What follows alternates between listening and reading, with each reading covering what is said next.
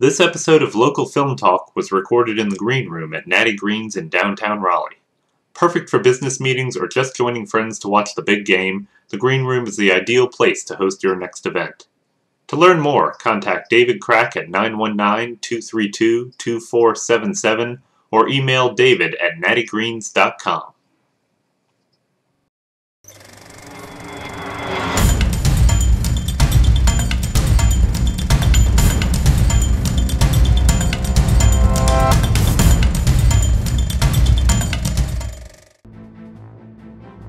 Smash Mistress, I see you got my invitation. Your evil scheme will never work. I always defeat you. Not this time, I'm afraid, my lovely foe. So we're back here again in the Green Room at Natty Green's in downtown Raleigh, again with Dean Garris. Last time we talked about sort of your career getting up to, what, about 2 years ago? Yes, we talked about my storied career up to this point. And at the point we left off, I think the last thing we talked about was your short Parlay. Yes. Was the next thing you did after that the Super Femmes? Yes. Okay. How did that come about? How did it come about? So I had wrapped up on Parlay, and I knew I had got the score. It took a while with the fine folks of Cutshaw Kane, Brad Horde, and Chris Farrar. They're out in the western part of North Carolina. They did a score on Parlay. Beautiful, wonderful score. So it took a while for us to kind of get the score worked out, and so I'd kind of missed the festival window for 2013. Okay. So I was going to end up sitting on Parlay, and I still wanted to do some editing tweaks, so it would give me time during that year to kind of finesse and fine-tune a few things. Okay. At this point, had you discovered the Triangle Film and Video community? Yes, oh yeah. Okay, so you'd already started making connections with this group and everything. I made connections with that group right after I finished Nathan Davis Still Lives. Oh, okay. So, Because I notice in Parlay, a lot of people who you see in a lot of these local things like Scorpion and such. Owen Daly was in it? Owen Daly, he's a great actor. But that Parlay also had some folks from the Charlotte film scene. Okay. Like the wonderful acting coach Helen Kearney Conan. Tate Clemens, who was in The Man in the Cellar, was also in Parlay. She was a lead in that. We had Colleen Ann Guest, who's a wonderful actress in the Raleigh area. Who else did we have in that? Linda Guth. How could I forget Linda? She was wonderful. She's out of the Charlotte area. Okay. We had Rebecca Morris, who's in the western part of North Carolina. Leah Caruana, who is out in L.A. right now, but she was the lead in the Super Femmes. So I had finished that, and we were working on the score, and then I knew I wasn't going to submit it to the 2013 festival circuit, so I was sitting on it, doing some editing, some tweaks, but I didn't want to sit on my hands for 2013. I wanted to do something else in between. Right. So I had been talking with Jen Rosoli about working with her again on a project, and she was telling me she wanted to do like this kind of Wonder Woman kind of role. She was ready for like something like that. So I started working on this script with her. It was called like Sidekicks, and it was kind of a take on the superhero genre from a satirical point of view. Okay. Like the 1960s Batman show, it had some camp, some other visual elements. Yeah. So that didn't kind of work out. So I had met up with Tim Bell on a music video shoot that I was doing, and he's an actor. He's a all-around good guy in the film community. He's kind of new to it at this point. So I was talking with him about this idea I had for this short, maybe even turn it into a web series. Okay. And he was very interested enough that we met a couple more times and we're talking about it. He seemed on board and wanted to help me produce it. And at this point, it's still just an idea. You haven't written anything yet. It was just an idea. Okay. So as soon as he was on board with helping me, we started getting serious with it, so that I wrote out the script for episode 1. Okay. I wrote out the script, worked out the scheduling. I cast Leah Caruana, who I'd worked with on Parlay and a couple of other shoots. And I cast Rob Gordon, who was the production sound mixer on Parlay. We found some extras and we shot the pilot.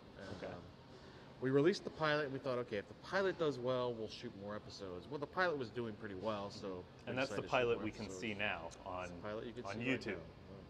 Okay. Yep, or you can watch it at www.thegreenroom.com. thesuperfemmes.com, all one word. The pilot was doing well, it was getting a good response, so we decided to shoot the remaining season. So I wrote out the remaining season, and then we scheduled it out, found our actors. I mean, we did all the kind of stuff you normally do, and we shot it over the course of 3 months, the remaining season, and it was tough 3 months, but we got everything done. The show itself, we kept it very simple. The idea is very simple. We kept everything mostly to make it feel like a short, kind of like dialogue-driven kind of satire. And it still has that Adam West Batman vibe to it. A little. We try and keep that in there, but there's also other. There are also other inspirations that I was taking with this that directly pull from other comic books and other comic book movies. You know, to try and take all these influences and kind of infuse them in, so that if you watch it, you immediately think, yeah, that reminds me of a comic book or a comic book movie or TV show. Now, you wrote all the episodes yourself? I did. So every project you've all by myself. All of your projects you've written and directed. I have. It's been by default, not my choice. Okay. I've always or at least I've always thought that they were awesome. Thank you, sir. Well, of course. But at least with the stuff that I do, so far I usually, like you said, out of necessity, you end up writing and directing your own stuff. But at the same time, I've always kind of wanted to get to the point where I could try, where the whole thing's not in your head. I developed a lot of bad habits from just working off an idea in my head, doing a poor job of writing it because I didn't have to, because I was going to be the one directing it, and not doing a good job of storyboarding because I knew what shots I wanted and how I was going to edit it. Did you do a shot list? No. Well, here's why I do a shot list. A shot list is a must. A very detailed shot list. It's not for me. It's for everybody else. Right. Particularly your sound mixer, your script supervisor. If you've got a director of photography or your camera operator, anybody, first AD, so they can see what's happening. Right? Let's go back to the pilot. All right. Now, did you raise funds for the pilot, or was that done? That was self-financed. Okay. Me and Tim kind of put the financing together. Can you talk about the budget on that one? How much it was? We probably kept it under 10,000. Oh wow, that's pretty good. I mean, considering all the costumes and all that stuff you had. Yeah, the costumes really ate up a lot of expense. What eats up expenses on these small micro shoots like this is you want feeding people, lodging and travel. If people are out there and they're working for little or no money, you want to make sure that they are well fed. Absolutely. Well-fed people. So the more there's food, there's drinks, there's good beverages, they don't have to worry about any of that. If they're traveling from out of town, you want to try and pay their expenses, their travel fees and stuff like that. If they have to stay overnight, you want to make sure that you provide accommodations. Right. So that they're not spending money to be on your set. Right. If you can't pay them, at least don't make them have to spend money to come work for you. Exactly. Pro tip right there. How we worked it on the Super Femmes was we worked it on a deferment agreement. So if we make any money at the series, everybody makes money. Okay. So people did they take like a reduced pay at the beginning, or everybody just worked for free? On the pilot episode? I guess you had different agreements for the pilot versus we series. worked the pilot different because we weren't sure. The pilot, if we they were got gonna paid do in more. pizza. Yeah. Well, no, actually, they you did got a paid a deferment little thing with bit. that. No, they got paid a little bit Oh, up front. Okay. Some folks did, yeah. Okay. One thing that I did notice in the pilot that I thought was kind of neat, I was going back and rewatching it last night. I noticed you had a lot of really good details in there. Like I want to say there was a point where Mad Mort is, after he drains Smash Mistress's powers, he goes and is tinkering with one of his devices, and you've actually got the labels for the, what's it called, the Clone-O-Matic or something? Yeah, the doll incubator. The doll incubator, it's the piece of equipment actually has the label on it, and I like that attention to detail. Thank you. Now, is the lighting on that stuff expensive? Because you had especially in Mad Mort's lab, you got a lot of colored lights, bright stuff here and there, and it looks expensive, but at the same time, I think if you're creative and resourceful, you can get some really cool high-end looking lighting. Yeah, it wasn't expensive at all. I mean, the point of it is for it to look more expensive than it is. Right. So you could get creative with lights, and those lights you can buy at a party store, right? Well, I noticed there's a So all you got to do, I mean, you just got to know how to light it so that the colors come through while you're still getting your kind of nice light on your actors so you can see them act and emote. You just have to be creative with it. Some of the stuff in there is also color corrected a little. Yeah. So. Now, what kind of camera did you use? On that Canon T3i. That's what we shot the series. So you the whole series is done on a T3i. Yep. And you like that one? You're into DSLRs? I do like the DSLRs. I mean, I don't have a particular favorite camera because I haven't tried them all. Now, do you do your own cinematography? I do. Yes. Do you have all your own lenses? I do. Did you use a lot of different lenses, or did you? I did. The Super Femmes is primarily shot with a 50mm lens that gets down to about 1.2. Okay. And then and that's a Canon lens, and then I've got a Tokina 11 to 16mm. Okay. That's about 2.8. So Okay, the not series bad. was shot with those two lenses primarily. Now, you also had, you know, for a show with such a low budget, you had some pretty impressive special effects. I'm thinking particularly... Impressive? Well, I'm putting that on the poster. Well, like... Bob says impressive. In the very beginning, Smash Mistress, I forget what her real name is. Finishing move. Oh, Brandy Benz is her real name. Brandy Benz is sitting in her office, and somebody tells her that Mad Mort's going to blow up the city, and she goes over to her window, which is clearly not Raleigh. What?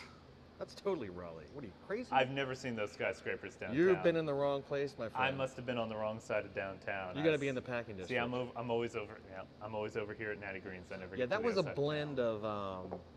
That was a blend of like some sci-fi stuff that was inspired by Blade Runner, and just some buildings from Hong Kong. Not Hong Kong, maybe Hong Kong. Now, who did that for you? Did you do that? I did that. Okay. I did it all in Photoshop and After Effects. Now, how was that shot done? Because I imagine on such a low budget, you didn't actually build an office set. Were you in an office? We shot that in an office, yes. I was in an office with a big window. That was shot in the Cap Trust building. Okay. So you just had this big, like, blown out window sitting there. Well, it wasn't really blown out. I mean, if I remove the effect shot, you can still see the background. Really? It just you wasn't. must have lit the hell out of that room. Well, you got to know how to light things. You know what I'm saying? But you know, the background just wasn't very interesting. I knew I wanted the series to feel like it was kind of could be anywhere. Maybe the future, the past. It had like hairstyles that were kind of reminiscent of like the 40s or the 50s. Right. So I wanted it to feel like you didn't know which time period it belonged in. So I wanted the buildings to look like it was really like an interesting looking city. What I saw out the window was not that, so I knew I had to replace it. Okay. So I kind of constructed that shot knowing I was going to replace the view outside. So it's on a glider and the camera slowly pans up like this. That's why I had the shot as steady as I could get it, because I knew I was taking that scene out. Okay. Now, did you have to rent a lot of equipment for that shoot? Nope. You had all that stuff, the steady cams and the sliders, that kind of thing? Okay. I don't have a real steady cam. I mean, there isn't a steady cam shot in the Super Femmes that looks like a steady cam shot. It looks like, it's pretty bad. There was one shot though. I have this handmade steady cam that you put a camera on and you've got this piping that comes up. You can get the camera pretty low to the ground and walk with it. And I did this shot of walking around the office building, and it was very nicely composed. I think, oh, this is going to be such a nice opening shot. And I ended up not putting it in there. It might be on the DVD release, though. It didn't come out the way you wanted, or pacing, or story-wise? It just, you know, starting it where I started, it immediately jumps into the story. If I had this long opening, it would have felt like a long opening.